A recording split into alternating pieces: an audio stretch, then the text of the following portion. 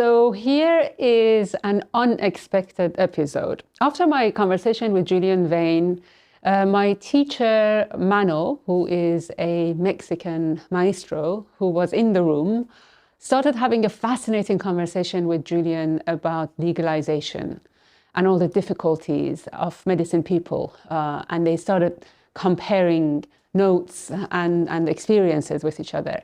It was so interesting that I invited Mano to come and sit here on my seat and have the conversation with Julian in front of the camera, so the rest of us can enjoy it as well. Here is this extra episode. I hope you enjoy it. This is also one of the things that has been, a struggle for so long in the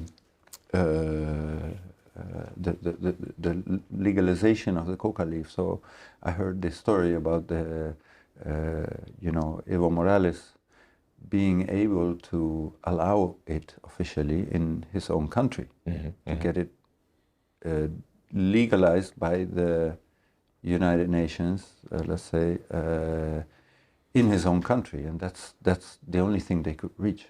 They had to do that trick to stepping temporarily out of the United Nations. What was this agreement called?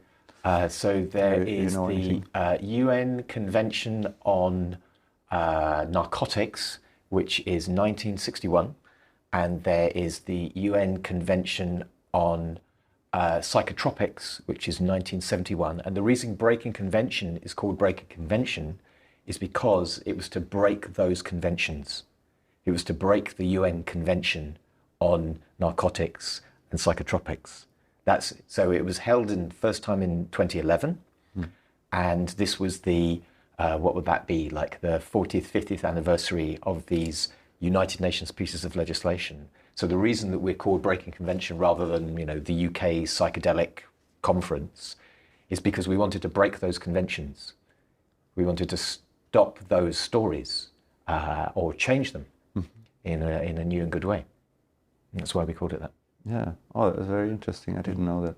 So yeah, back then that way of stepping out of the convention, out of giving up the seat with the UN, was a risky trick, because also the UN didn't want to cause a precedent, of people stepping out. So they had to allow it. What Evo Morales said, we want this to be legal in our country at least, because this is our food, this is our medicine, and you can't compare apples to pears just because you are talking about a substance. You are taking away a national identity, actually. So he forced that hand and got back into that seat, right? So. It's difficult, isn't it, given the work that we do? As we were saying earlier, we're doing this still in the wartime. The war on drugs, or more accurately, the war on some people who take some kinds of drugs, is still happening. And we were talking about the kind of different strategies and the ways of approaching these things. And I think for me, I'm supportive of the opportunity for these substances and these medicines to be used in medical contexts, partly because I know some people, members of my own family, they would feel more comfortable going to a hospital than they would be coming into some crazy ceremony that I'm running or whatever, or that we're doing. But I also very, very certain that those kind of, let's call it the indigenous right to make use of these substances. Psilocybin, where we are sitting now, possibly even with the rain that's coming down, who knows, maybe they're even early this year, but we can go up to the highlands and we can go and pick Samalanceata, Psilocybe samalanceata, the liberty cap, the psychedelic mushroom. It's just here. It's right here, And for a few generations, we forgot about this, There's little historical information about the kind of the use in this culture, but maybe further east, in Eastern Europe, there's little bits of the story. But in somewhere like Mexico, Mexico was the place that reminded us, You know, Maria Sabina and all that difficult story that unfolded with the Wassons, this was a reminder, look, we have this here. We have this here, you know? And so I'm very, very pleased with the fact that, quite frankly, lots of people are growing their own psychedelic mushrooms, making use of this. Yeah, completely. What's the story in Mexico? I mean, tell me more about well, how things are now. The story in Mexico is that mushrooms are prohibited there. Only, of course, for some native peoples. The same goes for the hickory, the peyote, which is allowed for the traditional medicine men of the Vizarica, and indigenous and some medicine people that are recognized by them. Which is a good system for protection. You know, the peyote doesn't grow very fast or anywhere, you know, so it has to be protected. It has happened that, you know, truckloads have been seized. But then again, also this medicine is needed in many places. And yeah, there's also talks about this. I don't know the actual status of these talks about you know, the regulation of these medicines, but I think this is an ongoing discussion. Yeah, it feels to me, you know, saying about this being wartime, like warfare in any form. This is like an in-between time between one set of values and one set of ideas and whatever comes next. And so we're in this state, like you're saying, well, some of these people can use these things some of the time under certain conditions, but generally speaking, no. And then there are these kind of other exceptions. Like I was talking earlier about the use of cannabis in Britain and how that's changed over the course of only really the last 10 years, something like this. So I have the sense that we are in, you know, like that delicate part in the ceremony when everything is starting to come up. And it's like, how's this going to go? Is this going to turn into this kind of celebratory, blissful, transformative experience, or is it not? You know? So for me, it feels like we're in that first phase of like, okay, we don't quite know who our allies are and what the story is. Exactly. Well, I think we are also in a time where we are getting more clarity about what is medicine, what is drugs. First, you know, when I started to work with medicine a bit over 20 years ago, on a shamanic trail, let's say, this was one of the first messages, like differentiate. What is drugs? What is medicine? The drugs we get at the drugstore, right? And so these are our medicines. And now today I see in these events and all scientists even talk about our traditional medicines, our medicine. You know, we're talking, so this is a very good change that has been happening, and I'm very happy to hear and see that. At the same time, you know, authorities are still looking for substances and not understanding, even in Mexico, with such a long tradition of these medicines in beneficial use, really. But of course, for so long, this has been a hidden use also. You know, it was not until Maria Sabina that the traditional medicine world opened up about healers and all this. So, and that they opened up for receiving also the Western people to learn from this.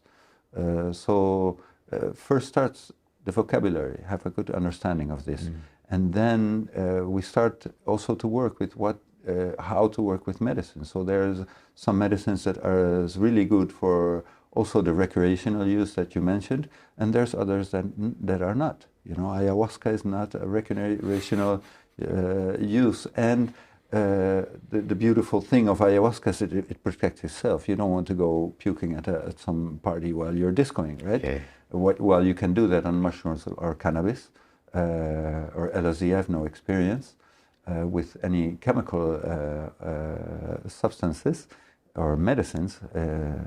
But you know, there's also a little difference to make on what plants can we use outside of tradition, or at least outside of a protected ceremonial setting, and which not. So I think that's really, really well put. I think that thinking about the language in this is really, obviously really matters. And I think that also taking it beyond just the substance, because, you know, you and I work in kind of ceremonial context, containers, you know, whatever we call them. And I remember talking to my eldest child and them saying to me, so how come all this stuff is illegal? And I said, well, you know, sometimes people take too much of whatever the thing is. And they said, well, you know, people eat too much chocolate, but you can still buy that. So, okay, yeah, that's a good point. And I said, well, part of it is because you might be sitting with a group of friends and you're high on some kind of psychedelic. And you might say, oh, look at all the little faces in the trees. And you might be on the same medicine, the same substance, but with a less welcoming group of friends. And you might go, oh, look at all the little faces in the trees. And so it's the context. Where are we using these things? We have a group here called PsyCare, who, I don't know if you're familiar with them, but they work in so music festivals, and they go around to these places where people are using psychedelics. And many people use it very, very successfully. They have a great time. They engage with the art. They engage with the music. They speak with each other and so on. Some people have more challenging, more difficult experiences. And so the PsyCare team are then available. These are all skilled space holders. And it's like, okay, well, we don't need to medicalize what's going on here. You're just in a powerful journey. So now we need to take you from this slightly less controlled environment where all kinds of things are going on to this better space. So when I was talking to my child about this and saying how, you know, there is the substance, and of course we know there is the set and the setting. So it's like, how do we intelligently help us as communities use these kinds of things, you know, and having language that's around that. And I see the literacy, the ability to understand these things is so much better. If I talk to my own children, you know, they know so much more than I did. You know, when I took my first psychedelic experience, before the internet existed, I took far too much of the LSD that I'd been gifted by somebody, you know. It was a powerful and opening thing, and I was fortunate that everything worked out very, very well. But having an understanding, having the culture of understanding about how we might work with these substances and when they might be those medicines that you're speaking about. Yeah. Really and the sacredness, huh? Because we can have sacredness in an unceremonial or a ceremonial setting, but I think it's very important to teach those values, to pass on those values, because we are working with spirit, either in ceremony or not. And the ceremony, yes, for me, we are giving the structure in a way, and the safe place to not being repairing situations that come up, because always a medicine journey will be somewhat unpredictable, because it's spirit, and spirit mystery is unpredictable. So we will never know exactly how it will go. Just as you were telling, will this become that or that? We are working with that. We manage it, but we let it flow also. We let it exist. So the ceremonial space is a structure where, with that certain type of medicine that won't really allow, let's say, a ludic experience, but an intentional experience. So we are managing to drive it towards a healing, towards learning, towards growth, towards love, self-love and care, all these kind of visions that have to be ingredients and parts of that medicine. So, yes. That's beautifully put, beautifully put. It reminds me of sometimes, you know, in the culture that I live in, there's a degree of